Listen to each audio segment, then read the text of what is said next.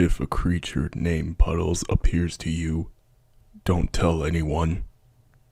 Written by SummerAndTinkles. I was 8 years old when this incident occurred. It's been over 20 years, and I still don't know if it really happened, or if it was just my childish imagination. I've never found any helpful answers to this event, and quite frankly, I'm not sure if I want to have any answers. It all started when we had just moved into a new house. Apparently, many deaths had occurred in this house in the past, from a policewoman who committed suicide to a little boy who went missing with the authorities never finding his body, to a woman who murdered her husband and buried his body in the yard.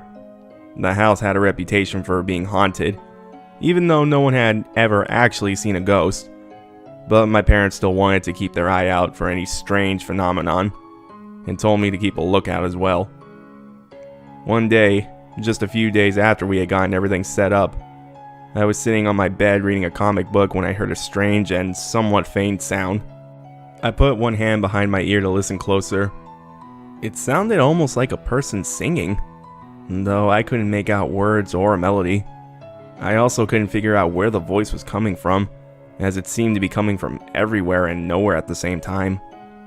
After a while, the noise faded and stopped completely. I decided that it was just my imagination playing tricks on me. This house wasn't really haunted. Surely if it was, someone would have actually seen something strange, right? The next day, the noise started up again in my room. Once again, I listened closer. This time it was a bit clearer, to the point where I could actually make out words. It was singing, "You Are My Sunshine." I couldn't tell if the voice was male or female, but I could recognize the song and its melody anywhere. The singing continued much longer than it had yesterday, and continued to repeat the song's titular verse from what felt like 5 minutes. All of a sudden, the singing stopped. Don't tell your parents you heard me!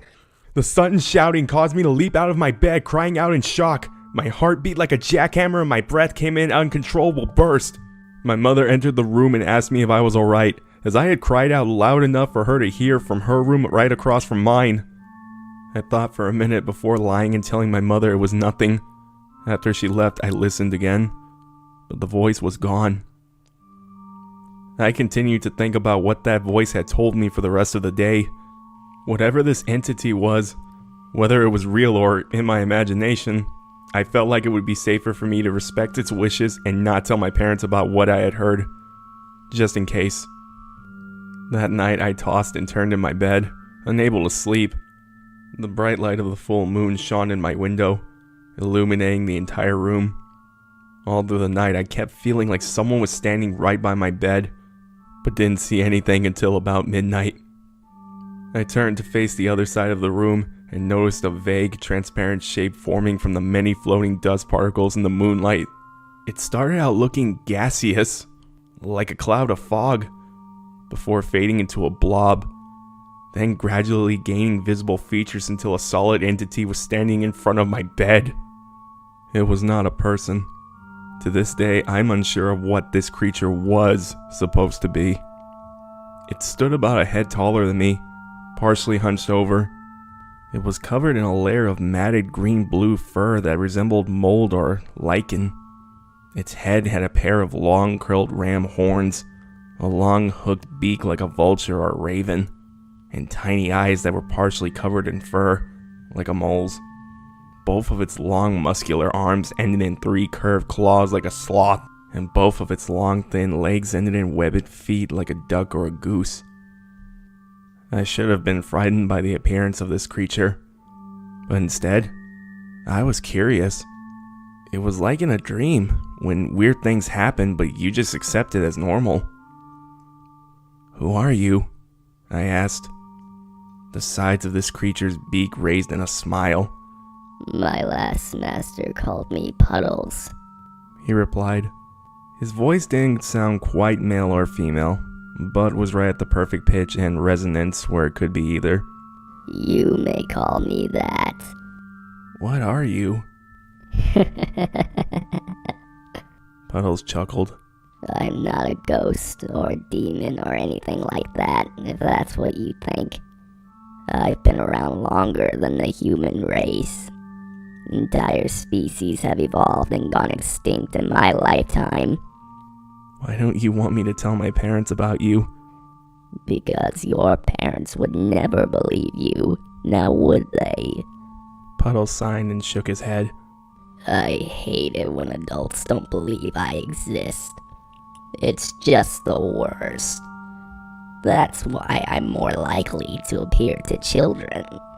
They're a lot more open than adults are. Adults will just think I'm some sort of dream or a hallucination.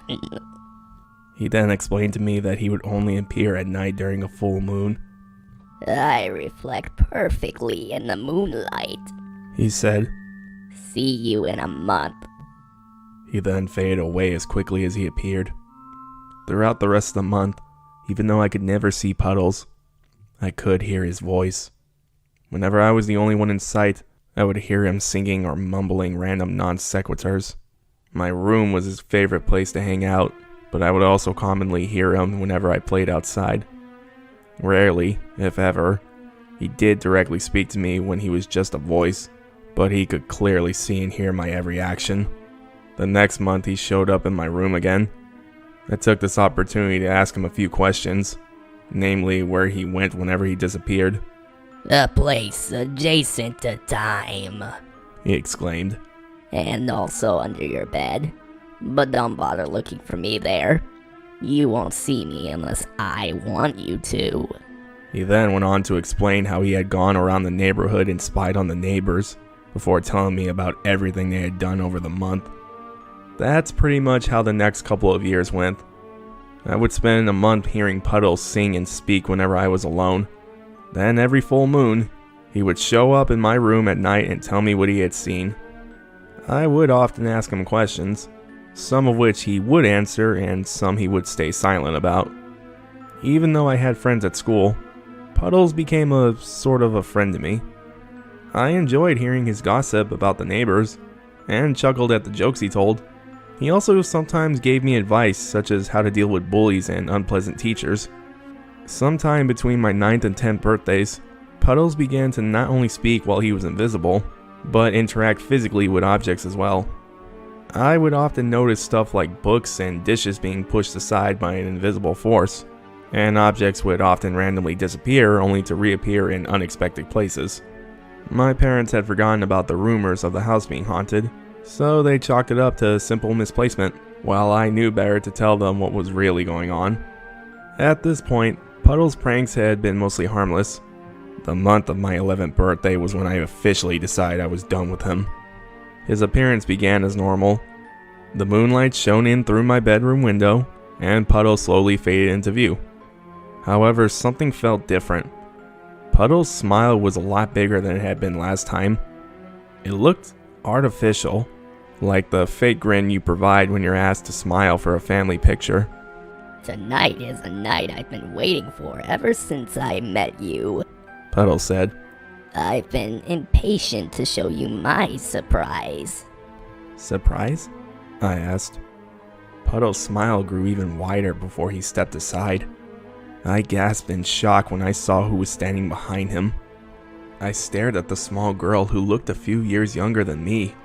She had her brown hair up in a ponytail and wore a pair of blue overalls over an orange shirt.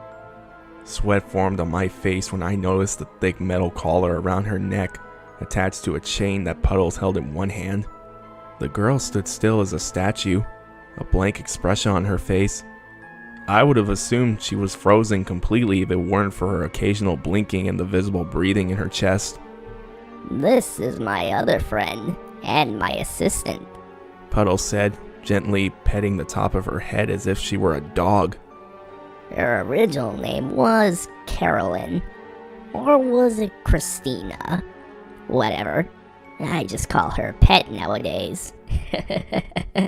He chuckled as if he had just told a bad joke, before placing one claw on the side of her mouth and pulling it open.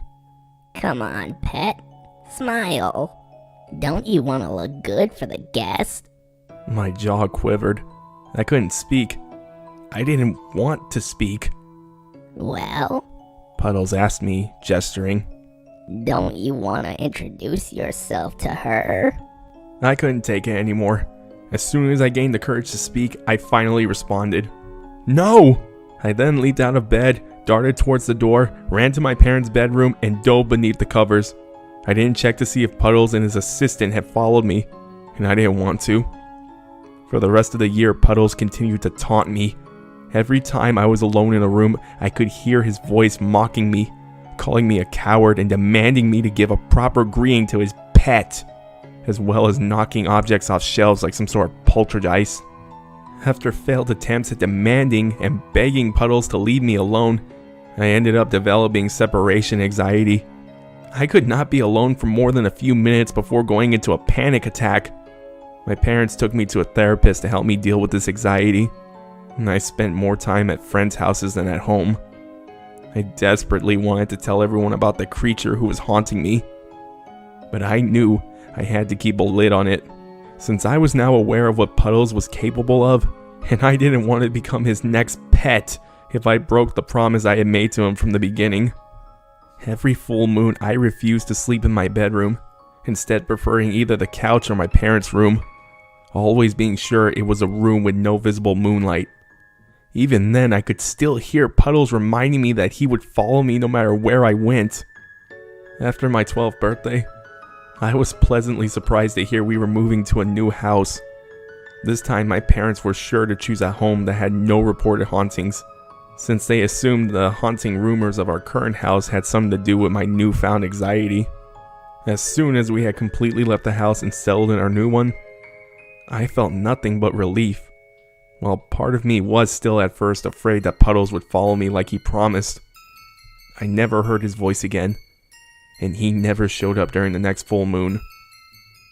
Finally, I was saved from that friendly faking monster. 2 decades went by, and at first I kept the story secret from everyone I knew. That was before I went to visit my middle-aged uncle last month.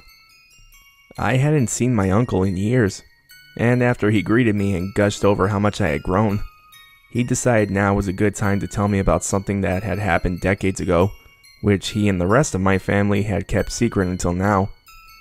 He explained that when he and my father were kids, they had a younger sister named Carolyn, who disappeared when she was only 8.